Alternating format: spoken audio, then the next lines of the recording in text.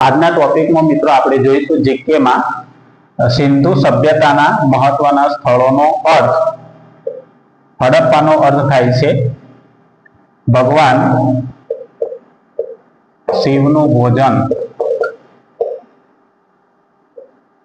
મોહેંજો-દડોનો અર્થ થાય છે મરેલા નો ટેકરો. લોથલનો અર્થ થાય છે લાશની ઢગલી અથવા લાશનો ઢગલો. ધોળાવીરાનો અર્થ થાય છે સફેદ કૂવો. કાલીબંગનનો અર્થ થાય છે કાળા રંગની